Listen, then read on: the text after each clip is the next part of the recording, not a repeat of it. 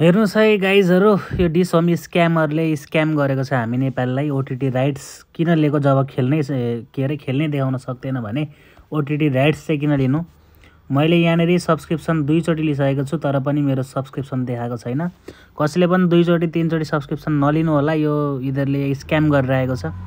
Dish home गोलाई भाइ यसले साह्रै स्क्याम गरेको छ। यहाँ हेर्नु, यहाँनेरि मैले वाच नाउ गरेँ भने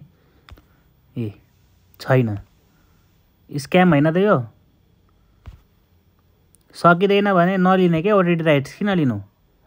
स्क्याम गरेर नेपाली जनतालाई ठगेर सकिँदैन भने नलिनु, अरूलाई दिनु।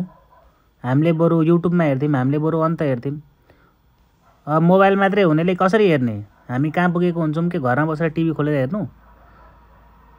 यो छिटो सल्भ गर्नु पर्यो, नत्र भने यो केस गरिन्छ, केस फाइल गर्नुपर्छ सबैजना मिलेर यो डिस होमलाई। लु गाइज, रिस उठिसक्यो मलाई। तपाईँलाई कस्तो भइरहेछ भन्नु, तपाईँको चलो। मेन चाहिँ आइओएसमा प्रब्लम है, यो एन्ड्रोइड डिभाइसमा त खासै प्रब्लम छैन। आइओएस डिभाइसमा चाहिँ यो चल्दैन है, यस्तो प्रब्लम छ।